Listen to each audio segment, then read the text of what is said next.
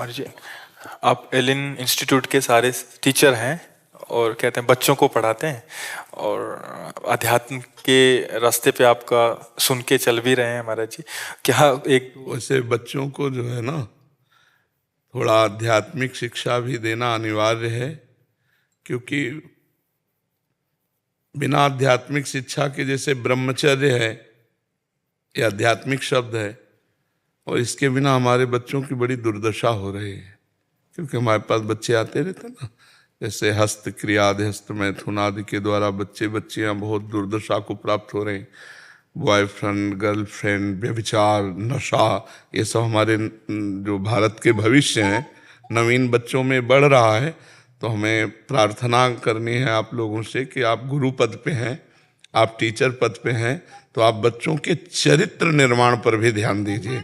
नहीं, जैसे वो किसी ने कहा कि जिसका धन गया उसका कुछ नहीं गया, जिसका स्वास्थ्य गया उसका कुछ गया, लेकिन जिसका चरित्र गया उसका सब कुछ गया।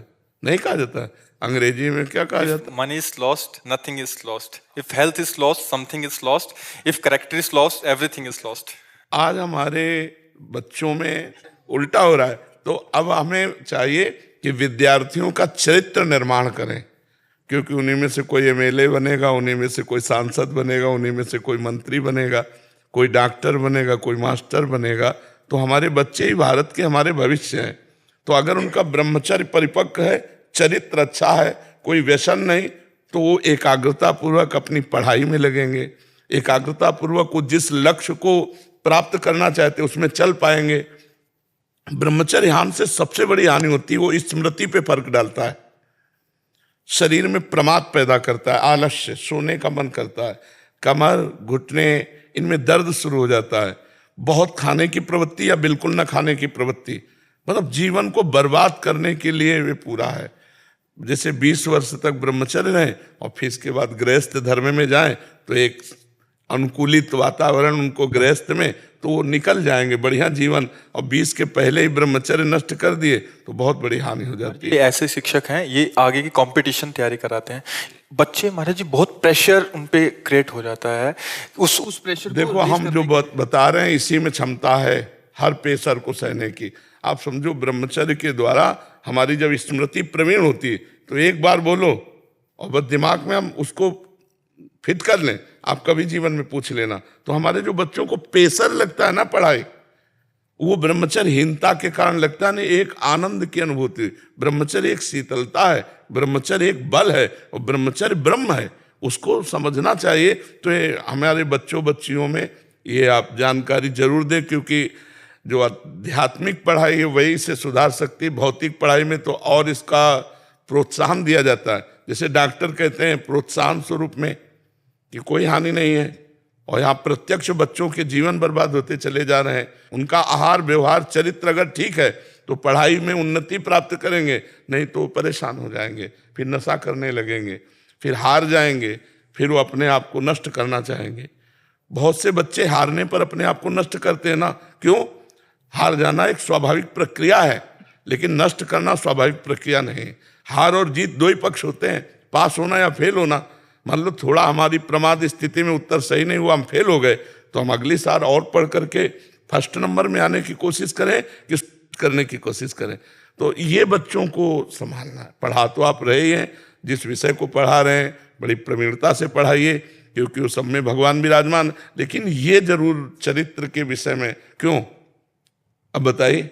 गुरुदेव भगवान, मैं अर्ज करना चाहता हूँ, हमारी संस्था का ध्येय संस्कार से सफलता तक ही है, और यही जो आपने बात कही, यही भाव हम करते हैं। लेकिन इंटरनेट और यूट्यूब, जैसे हम भी आप तक इंटरनेट से पहुंचे, आप हम तक इंटरनेट से पहुंचे, लेकिन इन बच्चों को समय से पहले वो सब मिल रहा है जो नहीं मिलना चाहिए। इसमें आप और हम बहुत सीमित और अपने आप को एक असहज महसूस करते हैं। कुसंग हो जाता है महाराज जी मोबाइल आदि से। तो कोई नियम, कोई कानून, हर चीज के लिए नियम, कानून, रेगुलेशन है, लेकिन इंटरनेट किन बच्चों तक, इनको समय से पहले वो सब चीजों की सुविधा हो गई।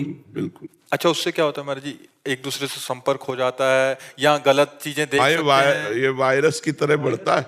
हाँ, बिल्कुल बिल्कुल। पेरेंट्स भी इसके आगे बहुत अपने आप को असमर्थ महसूस करते हैं, क्योंकि हमें उनको उनकी पढ़ाई के लिए भी देना पड़ता है, हमें उनको उनके दूसरे डेवलपमेंट के लिए भी देना पड़ता है, टेक्नोलॉजी से हम अलग। मोबाइल आवश्यक भी है। हाँ, बिल्कुल बिल्कुल। मतलब हम सब आपसे नियमित रूप से ज्ञान प्राप्त कर रहे हैं, मार्गदर्शन प्राप्त कर रहे हैं। ये इंटरनेट की क्षमता है, ये इंटरनेट की शक्ति है। हम तो आज दर्शन के लिए आपके पास आ पाए, लेकिन आपसे हमें रोज मार्गदर्शन मिल रहा है। लेकिन इन विद्यार्थियों को, इन युवा पीढ़ी को जो गलत क्षेत्र है उस पर उस भी पे वो कोई नियंत्रण नहीं है। हाँ, बिल्कुल। और हम सब शिक्षक, पेरेंट्स, अभिभावक चाह के भी नहीं कर पा रहे। जी जी। मूल कारण है हमारे जी उनके पतन का। लेकिन उसका निषेध भी नहीं किया जा सकता क्योंकि आवश्यक है वो। में अगर जैसे हमारे बच्चे इस बात को समझ जाएं और वो खुद बचना चाहें तो उन्हें कौन गिरा सकता है। पर हमारे बच्चों के दिमाग में भरना होगा कि ये चीजें आपके पतन के कारण हैं, ये आपके पतन का उद्दंड बच्चे, उनकी बात तो नहीं, कुछ सभ्य बच्चे हैं, वो अपना सुधार कर रहे हैं और सुधार करेंगे। हमको ये बात उनके सामने रखनी है। जो बात हम कह रहे हैं, ये बात अगर हम 1 मिनट में भी रख देंगे या आप ना सुनाओ, किसी के सुनाए हुए बातें सुना दो, तो उनके दिमाग में तो आ जाए ये गलत है। अभी तो उनको यही नहीं पता गलत है। बहुत से डॉक्टर सपोर्ट करते हैं, बहुत से मित्र सपोर्ट करते हैं, मोबाइल आदि के वीडियो सपोर्ट करते हैं, तो उनका मन वैसे चंचल है तो उनको और अच्छा लगने लगता है गलत मार्ग। तो हमें समझाना होगा कि गलत मार्ग से सुख नहीं मिलता। आगे चलकर आप मान लो गृहस्थ हुए, ब्याह किया, उसे अभी जो ये बहुत हानिकारक फैल रहे, हमें कोई हफ्ता नहीं जाता जिसमें ऐसे बच्चे ना आते हो कि मैं भेंट करना चाहता हूँ, तो उनको बहुत प्यार से, दुलार से, मैं तुम्हारा दोस्त हूँ, बिल्कुल तुम ठीक हो जाओगे, उनको एक प्रोत्साहन पहले देते हैं और फिर धीरे से तुम देखो दौड़ लगाओ, तुम ये नियम चलो, तुम ऐसे चलो, तुम ऐसे चलो। तो ऐसा नहीं कि प्रभाव नहीं पड़ रहा। सुधार, अगर हम कुछ ऐसे बच्चे होते हैं जिनको जानकारी ही नहीं कि मैं गलत जा रहा हूँ, दोस्तों के संग में और सब ऐसे, अगर उनको आप लोग ऐसा जानकारी दे तो मुझे लगता है 100 में कुछ % बच्चे तो सुधार सुन के हो जाएगा। और जब हमारे कुछ बच्चे अच्छे हो जाएंगे ना, तो उनके संग से कुछ बच्चे अच्छे हो जाएंगे। और कुछ जो उद्दंड है वो तो किसी की नहीं मानेंगे, न संत की, न शास्त्र की, और न अपने माता पिता की, न टीचर की।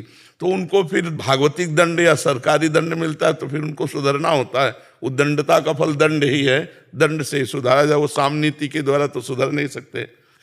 आपके दर्शन हो गए यार, एक एक दुपट्टा सबको पहनना। महाराज जी, एक जीवन में हार एक अटल सत्य है।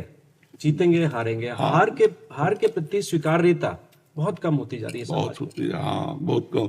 भगवान ने कहा सुख दुखे समय कृत्वा लाभा अलाभौ जया अजयौ। अजय माने पराजय में भी हमें समान रहे। पर ये नाम जप से हो जाएगा। अगर नाम जप किया जाए तो हमारी इतनी बुद्धि धैर्यवान रहेगी कि हम हार को भी जीत में बदल देंगे। हम हार कर निराश नहीं होंगे।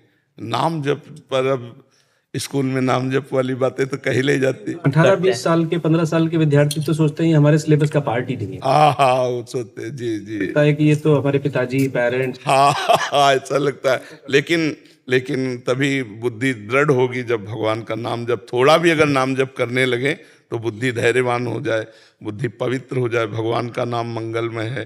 ये बहुत से बच्चे जपते भी हैं, बहुत से जपते, पर प्रायः ऐसी धारणा है कि ये तो बुजुर्गों का काम है। धन्यवाद। सबके धन्यवाद।